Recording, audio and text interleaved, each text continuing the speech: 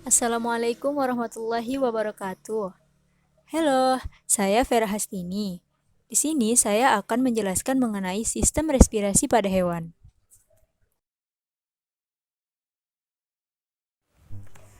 Respirasi adalah pertukaran oksigen dan karbon dioksida antar sel-sel tubuh yang aktif dengan lingkungan luarnya atau cairan tubuh hewan dengan lingkungannya.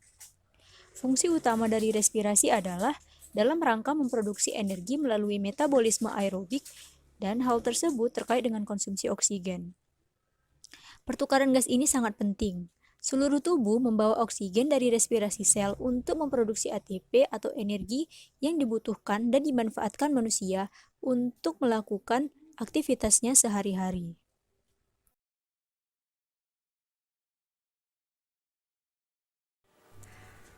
Pada manusia, sistem respirasi terbagi menjadi dua, yakni sistem respirasi atas dan sistem respirasi bawah. Sistem respirasi atas terdiri dari bagian luar rongga dada, yaitu hidung, rongga hidung, faring, laring, dan trakea atas. Sedangkan sistem respirasi bawah terdiri dari bagian dalam rongga dada, yaitu trakea bawah dan paru-paru, termasuk pembuluh bronchial dan alveoli, membran pleura dan otot respirasi yang membentuk diafragma, dan otot interkosta juga merupakan bagian dari sistem respirasi ini. Tahapan respirasi pada respirasi manusia terdiri dari proses inspirasi dan ekspirasi. Pada saat proses inspirasi, itu ketika udara masuk ke paru-paru, otot antar tulang rusuk berkontraksi dan terangkat sehingga volume rongga dada bertambah besar. Sedangkan tekanan rongga dada menjadi lebih kecil dari tekanan udara di luar, sehingga udara mengalir ke dalam paru-paru.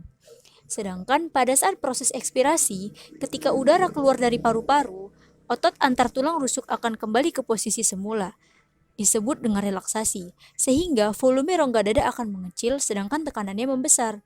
Tekanan ini akan mendesak dinding paru-paru, sehingga rongga paru-paru membesar. Keadaan inilah yang menyebabkan udara dalam rongga paru-paru terdorong ke keadaan ilmiah yang menyebabkan udara dalam rongga paru-paru terdorong keluar.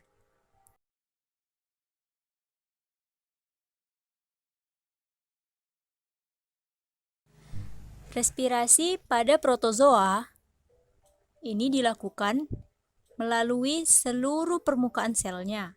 Oksigen dan karbon dioksida masuk dan keluar melalui membran sel secara difusi. Oksigen dan karbon dioksida tersebut merupakan gas-gas yang terlarut di dalam air. Contohnya amoeba sp.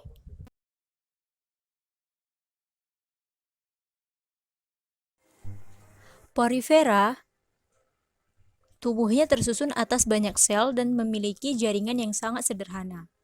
Porifera tidak memiliki alat pernafasan khusus.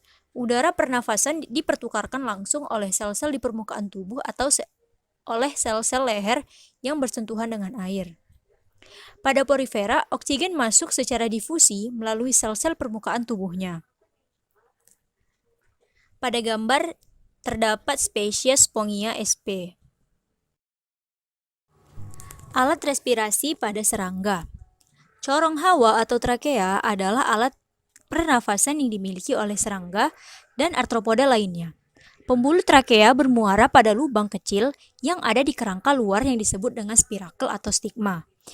Spirakel berbentuk pembuluh silindris yang berlapis zat kitin dan terletak berpasangan pada setiap segmen pembuluh tubuh. Spirakel mempunyai katup yang dikontrol oleh otot-otot sehingga membuka dan menutupnya spirakel terjadi secara teratur. Pada umumnya, spirakel terbuka selama serangga terbang dan tertutup saat serangga beristirahat.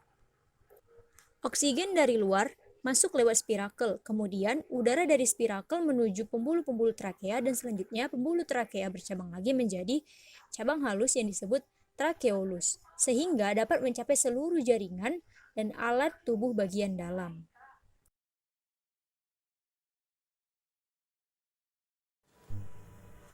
Golongan cacing atau vermes terbagi dalam 3 filum. Pada cacing pipih atau Platyhelminthes, pernafasan terjadi di seluruh permukaan tubuh melalui difusi. Contohnya pada Planaria sp. Pada cacing gilik, tidak bersegmen atau Nemathelminthes, pernafasannya juga melalui difusi lewat permukaan tubuhnya. Contohnya, Ascaris lumbricoides Pada cacing gilik bersegmen atau Annelida, pernafasannya melalui permukaan kulit yang selalu basah oleh cairan mukus, contohnya Lumbricus sp.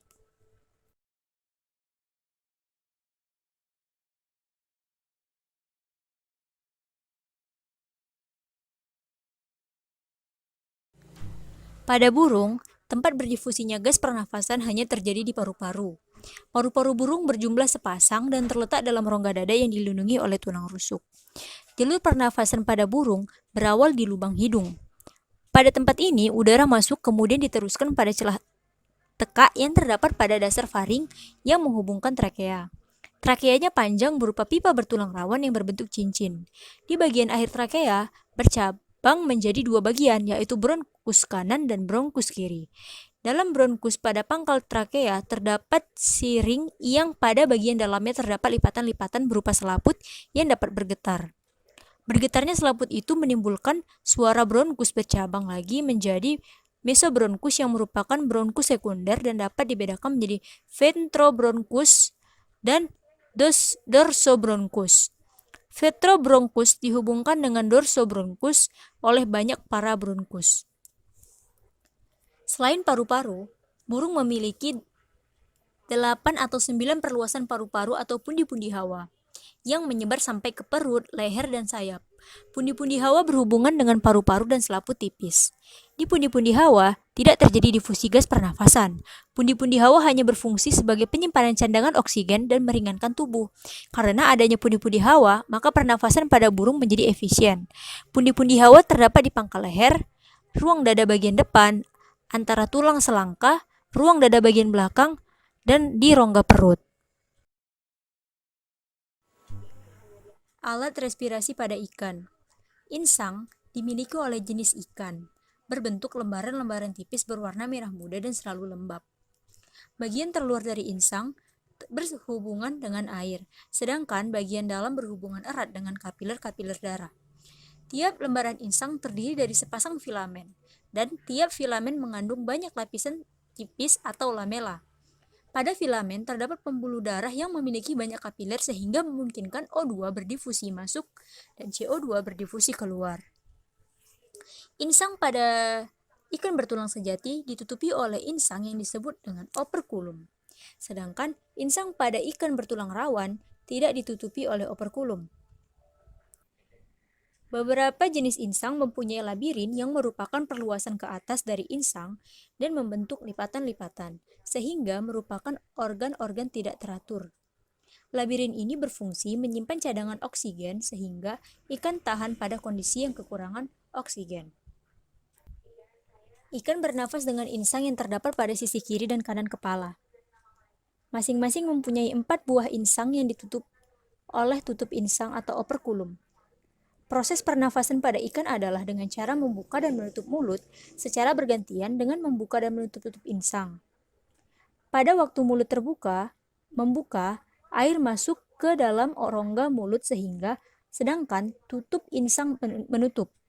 Oksigen yang terlarut dalam air masuk berdifusi ke dalam pembuluh kapiler darah yang terdapat dalam insang.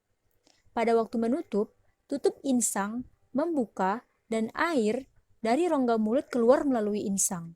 Bersamaan dengan keluarnya air melalui insang, karbon dioksida dikeluarkan. Paru-paru pada reptilia berada dalam rongga dada dan dilindungi oleh tulang rusuk. Paru-paru reptilia lebih sederhana, hanya dengan beberapa lipatan dinding yang berfungsi memperbesar permukaan pertukaran gas. Pada reptilia, pertukaran gas tidak efektif. Pada kadal, kura-kura, dan buaya, paru-paru lebih kompleks, dengan beberapa belahan-belahan yang membuat paru-parunya bertekstur seperti spons. Paru-paru pada beberapa jenis kadal, misalnya bunglon, Afrika, mempunyai pundi-pundi hawa cadangan yang memungkinkan hewan tersebut melayang di udara. Pada kata, oksigen berdifusi lewat selaput rongga mulut, kulit, dan paru-paru, kecuali pada fase berudu, bernafas dengan insang karena hidupnya di dalam air. Selaput rongga mulut dapat berfungsi sebagai alat pernafasan karena tipis dan banyak terdapat kapiler yang bermuara di tempat itu. Pada saat terjadi gerakan rongga mulut dan faring, Lubang hidung terbuka dan glotis tertutup, sehingga udara berada di rongga mulut dan berdifusi masuk melalui selaput rongga mulut yang tipis. Selain bernafas dengan selaput rongga mulut, katak memiliki alat pernafasan yakni kulit. Ini dimungkinkan karena kulitnya selalu dalam keadaan basah dan mengandung banyak kapiler, sehingga gas pernafasan mudah berdifusi. Oksigen yang masuk lewat kulit akan melewati vena kulit, kemudian dibawa ke jantung untuk diedarkan ke seluruh tubuh. Sebaliknya, karbon dioksida dari jaringan akan dibawa ke jantung. Dari jantung dipompa ke kulit dan paru-paru lewat arteri kulit paru-paru. Dengan demikian, pertukaran oksigen dan karbon dioksida dapat terjadi di kulit. Selain bernafas dengan selaput rongga mulut dan kulit, katak bernafas juga dengan paru-paru, walaupun paru-parunya belum sebaik paru-paru mamalia. Katak mempunyai sepasang paru-paru yang berbentuk gelembung tempat bermuaranya kapiler darah. Permukaan paru-paru diperbesar oleh adanya bentuk-bentuk seperti kantung, sehingga gas pernafasan dapat berdifusi. Paru-paru dengan organ mulut dihubungkan oleh bronkus yang pendek. Nah, itulah penjelasan mengenai sistem respirasi pada hewan invertebrata maupun vertebrata. Semoga dapat memberikan manfaat kepada teman-teman semua. Terima kasih. Assalamualaikum warahmatullahi wabarakatuh.